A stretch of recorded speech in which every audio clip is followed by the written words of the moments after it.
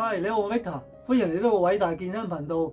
今集講咩呢？今日係講優質嘅蛋白質同埋優質蛋白質嘅食物嘅推介。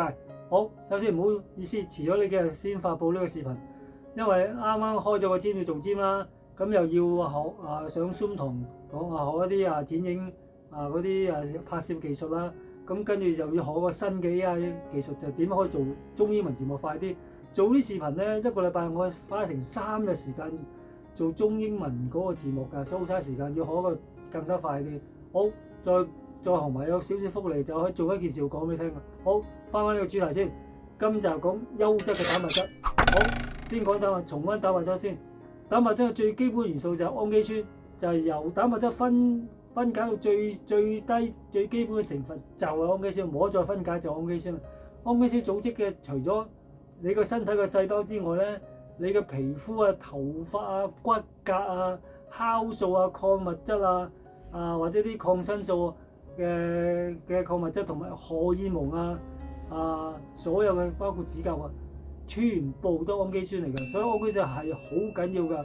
而呢個蛋白質嚟講，好個蛋白質佢嘅功效咧就係話喺疫情之下，譬如呢個Omicron 嗰個疫情之下。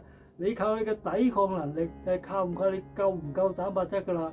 你個抵抗能力高，你個關鍵成分就足夠蛋白質就得㗎啦。好，同埋再講一個減肥，大家最中意聽嘅 topic 就係話，點樣用蛋白質可以令到你減肥更加快啲嘅？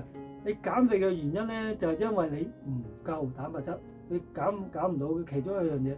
蛋白質記住以前講過啊嘛，蛋白質即係肌肉，肌肉即係蛋白質。肌肉同埋脂肪係世仇嚟嘅，呢兩個唔可以存在嘅，會對立嘅。好啦，如果你增加蛋白質，就會將個脂肪減少。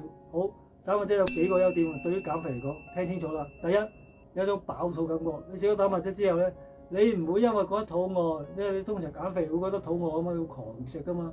有飽肚感覺令到唔會食咁多嘅。第二，會穩定嘅胰島素，因為佢血糖會升糖之後會低啲，穩定胰島素之餘咧，令到你唔會再儲存多啲脂肪嘅，咁就可以減肥啦，係咪？第三就係一個水腫問題嘅，你水腫原因就係因為唔夠蛋白質，唔夠蛋白質嘅原因就因為你血漿入邊滲透喺血管嘅水管嘅，因為你缺乏咗蛋白質，喺血管入邊嘅水咧就會流出去外邊，令到你嘅其他組織覺得你係身體水腫，其實唔係肥㗎，不過係水腫啫。因為你唔夠蛋白質，冇辦法將啲水箍翻落個水管嗰邊，所以你要增加多蛋白質，咁你就唔會出現水腫啦。第四嘅好處就係佢會增加你新陳代謝啊。舉例成日講過啊嘛，大隻佬好多肌肉㗎嘛，佢嘅呢個大隻佬瞓喺度嘅，佢可能消化嗰個卡路里嘅量係比你肥胖嘅即使喐多好多嘅，相對嚟講，所以你有肌肉咧，你消耗你嘅能量會快啲。咁你就冇咁易肥啦，所以就最緊要講喺呢個蛋白質啊。好，揀呢個蛋白質優唔優質嘅咧，就係用3個指標嘅。第一就係個消化率要夠高先得㗎。你質量幾多都冇用啊，你要夠高，你要夠高先得㗎。你消化好，如果以消化量嚟講，以比較高啲咧，就係肉類、奶類同埋蛋類。咁如果以動物嚟講，聽清楚動物一陣會講植物㗎啦。如果以植物嚟講，最高就係大豆。以肉類嚟講，大概就90至94個消化率。以奶類就97至98，幾高都奶，但係雞蛋仲高98。但係以植物嚟講咧，除咗大豆之外，所有植物嘅都係細過80嘅個消化率，最高係大豆，所以大豆係所有植物裏係植物嘅蛋白質係最高嘅。好，再講講呢個大豆咧，佢大概92嘅，好犀利㗎，個90幾個%。好，再講下植物蛋白質同動物蛋白質有咩比較？好，睇下呢幅圖，呢幅圖係好清楚。植物蛋白質咧，佢由豆類堅果類穀類番薯類水果蔬菜都係屬於植物蛋白質嘅。而動物蛋白質右邊㗎啦，即係喺你哋幅圖嘅右邊咧，就有魚雞鴨鵝雞蛋奶類都屬於㗎啦。咁你睇清楚咧，植物蛋白質喺呢幅圖咧係以個蛋以個大豆嚟講，可以有40% 啊咁高嘅成分㗎，幾高啊！如果要佔蛋白質嚟講，可以佔最高嘅啲大豆。而雞鴨和魚啊，你睇右邊幅圖，只不過係20以上㗎咋。所以而家計成分嚟講，一般最多咧就係動物蛋白質，但係最高咧就係大豆，但係其他食物就好細。所以咧，我講三大指標咧，第一消化率就係講最高。咁頭先講啦，就係雞蛋啊、牛肉啊、奶類啊，同埋個大豆呢四隻咧，都係90%以上嘅，所以會推薦呢幾隻。第二咧就係講成分咧，頭先睇幅圖講過啦，大豆成分佔40%，好高㗎，而其他嘅豬牛肉啊20幾啊，所以嚟講要計成分嚟講咧，大豆係最高嘅。好，第三個指標優唔優質就係講個氨基酸，究竟氨基酸齊唔齊？人體有21隻氨基酸㗎，有9隻咧係人體唔可以製造，喺出邊必須要吸收嘅。咁另外12隻咧就係人體可以製造到嘅。所以頭先睇呢個植物動物蛋白性嘅植物嚟講咧，佢個氨基酸係唔齊嘅，而動物係齊晒嘅。所以之前我成日講啲蛋白質啦，盡量吸收都係動物㗎。你知香港食肉獸嚟嘅，所以動物多。只一個例外就係大豆例外。大豆你諗下，佢嘅成分40%㗎，比起更加會齊。不過佢氨基酸係好接近人體㗎。佢亦都唔係完全安全，但係好接近，差唔多係等於咁滯㗎啦。所以咧會推薦㗎。好啦，再講，我會推薦10大蛋白質優質食物㗎啦。咁以睇比較嚟講咧，有兩個標準，舊標準嘅 PDCAAS， 新標準嘅 DIAS。一個講晒就氨基酸嘅成分評質，而家用新嘅就係DIAS 嘅新嘅，舊嗰個 PDCAS 唔講噶啦。咁 DIAS 個評質嚟講咧，就有幾多氨基酸嘅成分，有幾多遲啲蛋白粉會講得會更加詳細啲噶啦。咁呢個成分係批判你嗰個氨基酸嘅成分齊唔齊噶啦。好啦，咁頭先講過啦，植物蛋白質除咗大豆之外冚唪唥唔齊嘅，動物蛋白都係齊晒嘅。好，以一個叫中國居民能量營養素攝取量同埋氨基酸嘅比較咧，喺好多年前出咗㗎。咁以大陸嚟講咧，佢出咗個10個最好嘅食物嘅，9個都係動物蛋白質，1個先係植物嘅啫。以台灣嚟講，調翻轉嘅都係一樣嘅，不過係嗰個排嘅次序唔一樣。以大陸嚟講咧，佢第一位嘅就係雞蛋；以台灣嚟講咧，第一位就係大豆。如果以外國嚟講咧，仲得意，20隻全部都係植物嘅，可能外國中意食齋咯。所以綜合講，我都將大陸、台灣、外國3個綜合一齊，再適合翻香港人咧，我推薦10大之中第一位係大豆。點解咧？講過香港係食肉獸嚟噶嘛，你盡量為有一個植物㗎啦。以大陸嚟講，佢將個大豆排第10嘅，咁我就唔係啦。台灣嚟講排第1嘅，我就根據台灣去排第1嘅係大豆。大豆係屬於第一位㗎。咁我未講之前咧，我先有個 priority 啊，點樣分最好？點樣編排？呢10個用咩原則嘅？頭先講過啦，消化率啦、成分啦、同埋氨基酸之外咧，我仲要一個圖表，以冇腳嘅、有2隻腳嘅、4隻腳嘅安排為之優質。最優質係冇腳嘅，冇腳嘅乜嘢咧？雞蛋冇腳㗎啦，大豆冇腳㗎啦，魚冇腳㗎啦，我當蝦都冇腳㗎啦，因為蝦雖然好多隻腳細腳，都唔知邊隻係真嘅，當冚唪唥冇腳。呢4隻咧係最優質㗎。呢5隻最優質做邊5隻？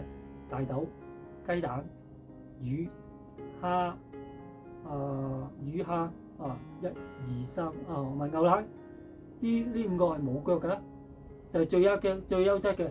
第二嘅優質咧就係有2隻腳嘅，就雞牛鵝。第3個冇咁優質嘅就係4隻腳嘅豬牛羊。咁大家清楚啦。好啦，就講最優質頭嗰5隻，第一位就係大豆。大豆有咩優質咧？大豆分開有黃豆、黑豆同埋青豆，青豆即係荷蘭豆啊。嗱，紅綠豆唔計㗎，紅綠豆當澱粉㗎，當穀物㗎，唔當㗎。咁大豆嚟講咧，佢又有異黃酮，同埋咧佢氨基酸係好接近人體㗎，所以咧亦都有個賴氨酸嘅，佢有不飽和脂肪嘅，同埋佢礦物質嘅鈣、鋅啊同埋維他命 E 係好齊全嘅。佢頭先講過有個異黃酮啊，同埋仲有另外一個叫植物固醇啊，同埋個大豆低聚糖嘅，即係糖指數好低嘅，所以嚟講係最優質嘅，所以我最推薦你食呢個大豆，呢個係最優質嘅蛋白質食物第一位，同埋咧佢頭先講過咧40%㗎嘛，佢嘅成分40%㗎嘛，即係每100 gram 嚟講，佢大概有15 gram 至到25 gram 啦，佢40嘅成分好高嘅，所以佢嚟講100 gram 有33 gram，最準確嘅100 gram 有33 gram 嘅都係蛋白質嚟㗎。好，第二位就雞蛋，雞蛋大家清楚啦，就呢啲雞蛋。呢啲雞蛋佢嘅優點咧就簡簡單單平靚正啊嘛。第二位嘅屬於佢有13%嘅成分嘅係蛋白質，咁有每6個 gram 嘅，同埋佢又好接近人體嘅又一樣嘅，佢有維他命同埋嗰個礦物質嘅。咁一隻雞蛋咧，佢仲有銅同埋鈣嘅，同埋仲有鐵嘅鎂嘅，所以好齊全嘅。咁一個禮拜通常食6-7隻，一日食1-2隻冇問題嘅。同埋佢有好嘅膽固醇嘅，所以你就唔好忽視話我淨係剔咗個蛋黃去食啊。好，第三嘅頭先講咗大豆啦，雞蛋。第三咧就係牛奶。牛奶咧有個水嘅，佢嘅優點令到好容易吸收。佢嘅成分雖然比較低3%嚇，但係我頭先講個吸收率好高啊嘛，90幾啊嘛，所以佢個消化率係好高㗎。咁佢嚟講又係好接近嗰個人體嗰個氨基酸。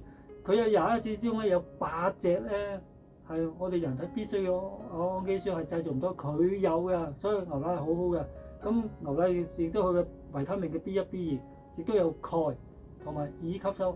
頭先之前個新年篇未補充過，牛奶令到你好容易瞓覺，好容易 relax 㗎，因為對皮膚好好嘅。所以咧再加上佢有鈣嘅，所以牛奶係屬於第3位嘅好嘅優質嘅蛋白質。好，第4嘅仍然冇腳嘅係魚。我之前同啲學生講過啊，如果你肉類嚟講，最優質嘅係魚，第2就雞，第3就牛，冇得揀就豬，豬仲要揀瘦肉。所以魚嚟講啊，點解可以排第4位㗎？佢大概係有15至22 gram 每100 gram，咁同埋咧佢有好好嘅維他命同埋礦物質，最緊要就 omega 3啊，同埋佢有好好嘅，雖然唔係接近氨基酸，佢好好嘅氨基酸，同埋咧佢仲有 omega 3，仲有不飽和脂肪啊，對於你減肥係最有效嘅。同埋咧佢有叫做亮氨酸同埋賴氨酸呢2個氨基酸係人體必須要嘅。好，第5樣啦，冇腳嘅蝦嚟講好美味㗎嘛，佢大概有16至23 gram 每100 gram，咁佢唔係16至23個 percent 個成分，每100 gram 頭有40至有19 gram 嘅，咁即係再講一次，佢有19 gram，有16至23個成分，所以屬於都好高嘅。同埋佢最緊要有個鎂，即係嗰個礦物質嘅鎂，又係有維他命同埋，因為佢卡路里比較低，大概93卡路里，所以對減肥嚟講又靚又正，同埋又可以減肥，低卡路里啱晒啊嘛。好，過咗啲冇腳到有腳2隻腳，雞鴨鵝啊，雞最緊要講雞胸，雞胸係比健身最有效嘅，因為佢嗰個氨基酸最接近人體㗎，佢20%嗰個成分，佢亦都有大概23至23 gram 啦。咁佢有嘅係不飽和脂酸咯，同埋佢亦都有好豐富嘅銅同埋鐵，再加上維他命 B 集，佢 B 集齊晒㗎。所以呢個雞胸咧個蛋白質，健身最中意食多啲雞胸㗎。好，到第7樣啦，雞之後就鴨啊，2隻腳㗎嘛，鵝就唔講啦，因為鵝都冇機會食。鴨嘅最大優點咧就同雞一樣，佢雞有嘅嘢鴨都有晒，即係蛋白質齊晒，亦都係好齊全嘅。同埋咧，呢個鴨咧，佢最大嘅優點就係好好味，係所有雞鴨鵝之中係最有味嘅。而家要味嘅素以科嚟講，係最有味嘅。所以鴨咧係最好，亦都有個 B 集同埋好高嘅鉀，即係以礦物質嚟，佢個鉀好高嘅，大概有成300 gram 好犀利㗎啦。即係300 gram 嚟講，我哋人體都講佢要1000零2000、2、3千個有300 gram，1/10好犀利㗎啦。好第8位嘅就係頭先講雞鴨鵝啊，到牛啦，即係2隻腳之後到4隻腳㗎啦，4隻腳牛啦。牛咧，因為佢脂肪含量比較低，佢有20%嘅成分，有20幾個 gram 嗰個蛋白質嘅，同埋佢係最接近人體嘅氨基酸就係牛，所以講點解要練多啲肌肉就靠啲牛，同埋佢有鉀，亦都有個 B 集嘅，好有個身同埋尾嘅，好緊要嘅對於啲練肌肉啊。我成日出邊睇啲鋪田粉嗰啲聲啊，食多啲身啊，食多啲鉀啊，食多啲尾啊，就係呢啲嘅牛肉嘅有嘅優點。好，到第9樣嘅就係羊，我好少好少講嘅羊，因為有啲人唔中意㗎嘛，食啲素，我即係講佢大概就20個 gram 啦，成分有20%啦，同埋咧佢嗰個都幾高嗰個氨基酸係40%㗎，好高㗎，以40%嚟講。同埋咧佢會佢個鈣、鐵、銅都齊晒㗎啦。咁羊肉費就咁多，即係有啲人有食素㗎嘛。好，最撚尾冇得揀，我話豬最緊要揀瘦肉㗎，唔講肥肉㗎。咁豬就輕大個啦，佢最主要多啲係磷㗎啦，咁食多啲瘦肉啦。好，再頭先個補充嚟講個植物性同埋動物性嘅嗰個蛋白質個比較咧，優點同缺點咧，未講過缺點先嚇。嗰個牛肉嘅唔係肉類嘅蛋白質嘅缺點就係我會高膽固醇，會有少少相對嚟講高嘅膽固醇，同埋高嗰個脂肪相對個植物啊。所以植物優點就係冇膽固醇、冇脂肪，所以植物動物你就會取捨。動物嗰個優點嘅蛋白質就係接近人體嘅，同埋成分比較高啲嘅。而植物咧就係除咗大豆之外咧，都全部唔夠嗰個蛋白質嘅成分。除咗大豆之外，同埋咧佢唔接近嗰個氨基酸，人體除咗大豆之外，所以點解大豆會第1位？好，而家大家清楚就係點樣揀呢個優質嘅呢個蛋白質啦。OK， 咁因為時間篇幅所限，至於講嗰個蛋白粉嘅優質蛋白，我就留翻下一集啦。OK， 仲有一件事就係講下一集開始咧，或者呢一集開始咧，我將會俾一啲音樂好輕鬆嘅，但係喺自然環境嘅畫面，好長嘅。舉個例嘅咧，跑步嘅、踩單車嘅，咁你做 aerobic 嗰時想聽啲好抒情嘅音樂啊，睇一個自然環境咧，我就會提供。如果你夜晚瞓覺，我講個音樂影響啊，個聲音影響啊，可以冇聲啊，但係有啲人中意聽一啲好柔和嘅音樂瞓覺咧，咁又可以啊。我就會下一集會提供一啲視頻俾長達1個鐘頭嘅，俾你聽下啲輕鬆嘅音樂啊，同埋睇呢個自然㗎啦。OK， 咁下一集講咩？下一集有2個選擇嘅。第一個選擇，我再講翻優質嘅蛋白粉。咁優質蛋白粉除咗動物之外，仲有植物㗎嘛。咁植物有植物蛋白粉邊幾種咧？同動物蛋白粉有乜分別嘅咧？因為我講過，我食齋㗎嘛。